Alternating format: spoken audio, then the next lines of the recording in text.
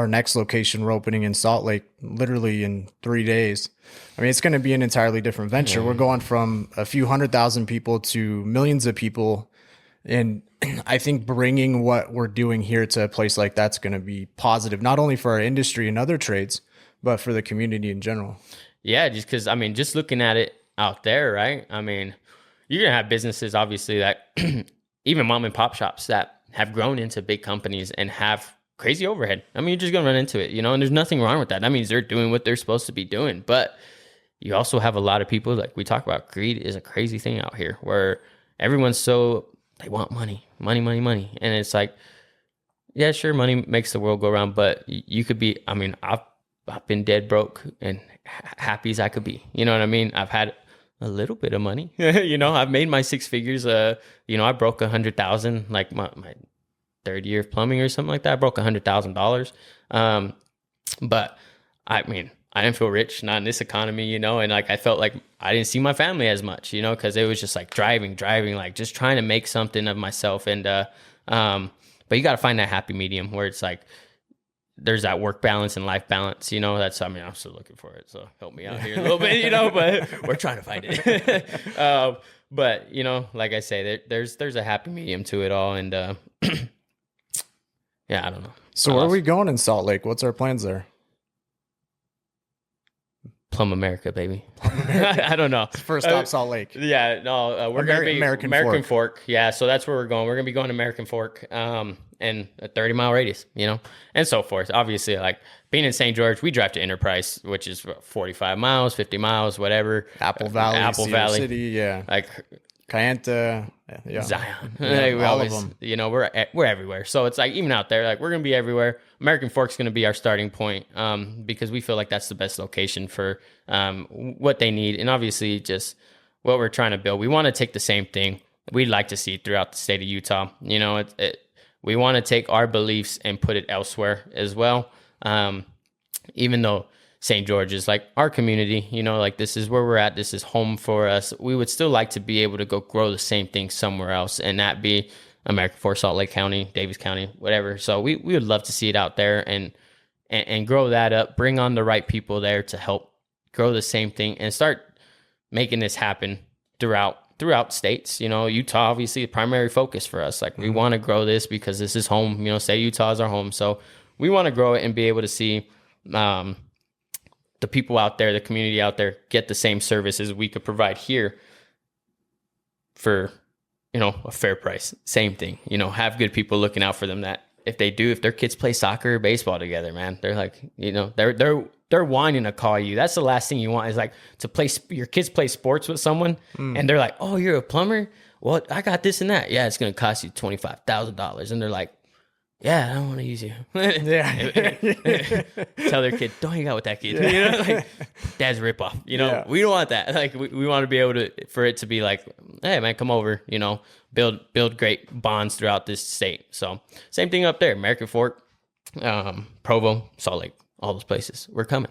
We're going to bring the heat. Like you said, we don't want to be those people that overcharge and do things. How many times do you think you've gone out there and done things just for free for the sake of the customer?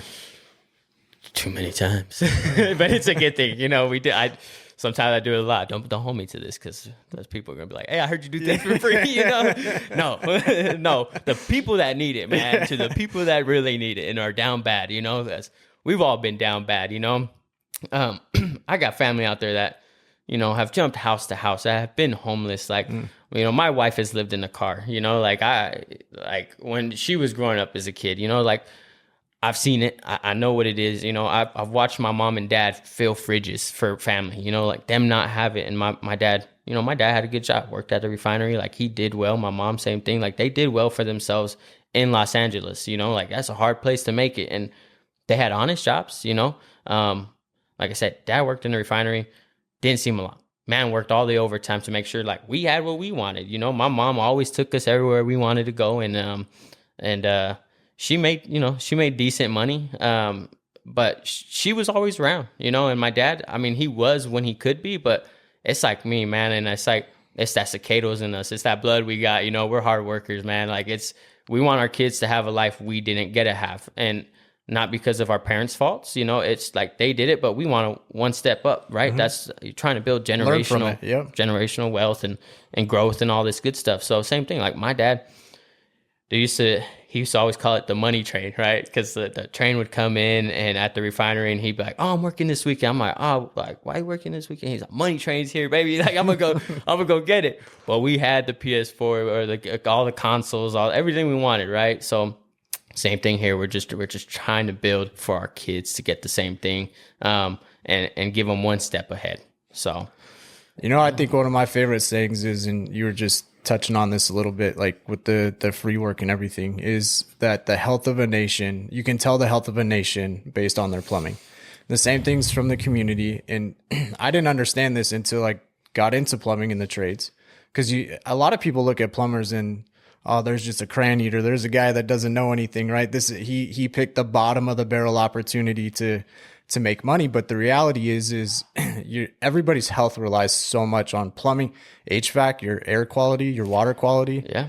The one crazy thing that I just learned about this too is, out of all the trades, the plumbing is the one thing that, if it's not right, can kill you. Yeah. HVAC, sure, over time, poor air, poor other things. Electrical, you could have a fire. But your plumbing, if your water supply is bad or your septic supply is bad, now you're affecting that, not only the health of your household, but the health of the community, the health of the neighborhood, the health of everything else. And so I feel like what we do is pretty important. It is. And I mean, you ever been on a field trip, right? You're on a school bus and you got your teachers and stuff. They're like, you see a guy, a city worker working out there. This is why you guys go to school. You're going to end up like those guys, blah, blah, blah, blah, blah. Like, that's crazy, I'm like, we like degrade like blue collar, like the workforce, but man, they build America day in and day out. They build America. And so it's hard to like sit there and just like bash on them, right? Like that's what I've seen, like, and just being alive, like you see it, you hear it, social media, you hear it, like, you don't want to be digging holes and doing this, but man, without them, it's just like, without a doctor, how are you going to get a heart surgery or, all the health needs you need. Same thing for the trades. Like, man, okay, you have a sewer break and the last plumber put the water main right on top of it. Like, right. You can't put your sewage and your water in the same trench right on top of each other. There has to be separation in it. So with that, say you had a pinhole leak in your water and your sewage broke and somehow that sewage waste got into your potable water. Now you're drinking sewage water and you don't know it, right? So the health of the nation like lies in plumbers, but people don't realize that, right? Water comes from great sky gods. Like, you know what I mean? Like the people just like, I don't know, turn on my tap and I got water. Flush the toilet and it goes. Like people just don't think about it. It is crazy to me. But I mean, I don't blame anyone. I was in the same boat before I became a plumber. Absolutely. You know what I mean? I was just like, I don't know. Like my water shows up, my toilet flushes. Yeah, my lights turn on. If it's a problem, my dad fixes it. Yeah, exactly. Like I don't know how this stuff works. But now you start to learn it. But I think every homeowner should learn it to an extent, right? Not sure. There's some things you could do as yourself. Like you could change a flapper ball. You're in and out. Like it's really easy. But like know the basics. Know where your water shutoff is. Like your electrical. Know where your breaker shutoff is. Like even your HVAC has a breaker kill switch. You know what I mean? Like I don't know why I can't think of the name of it right now. But like if something's going wrong, you should be able to know how to take care of the basics, right? How to shut things down, like gas, like turn off the gas. Like you should know how to take care of those things so you don't blow up your house. Like if you smell a gas leak, you like instead of having to wait for someone to come, but like, hey, I shut it off. Like I shut the gas off, I shut the water off, so you don't have to rush here. But like when you get here, like I stop the flooding from happening or whatever, and allow the professionals to come in and take care of it. So. Yeah, save their investment. Yeah, save it as fast as possible, right? So instead of like, I don't know, to shut my water off. And, I'm an hour away from you. You live in Enterprise. I'm in St. George. Like, I'm going to be an hour to you. Well, my house is flooding. I show up and you got 5 feet of water. Like, know where your shutoff is. Like, there's basic. Like, there's been plenty of phone calls where we're trying to walk customers through that. You know what is cool about, like, where we are now, right? Like, I hate social media, I think, as much as the next person. It has its benefits, but it sure has a lot worse than that. But with this, like we could FaceTime people now, you know, like you know how many times that's one of our perks. Yeah, like you know how many times we FaceTime people, they're like, oh, I don't know how to shut it off, and like my ceiling is falling in, you know, the drywall, and you're like, well, FaceTime me, like let me walk you through it. And they're running around. I'm like, right there's your shut off, shut it down, and water comes, like it just like empties. I'm like, all right, cool, I'll be there in 30, you know, and like we'll take care of it. Here's a mitigation company number, like get them out there to start, you know, drying this stuff up, like so. Gotta know your basics, you know, basics of it. I think one of the cool things too about us is the free education we offer to each customer.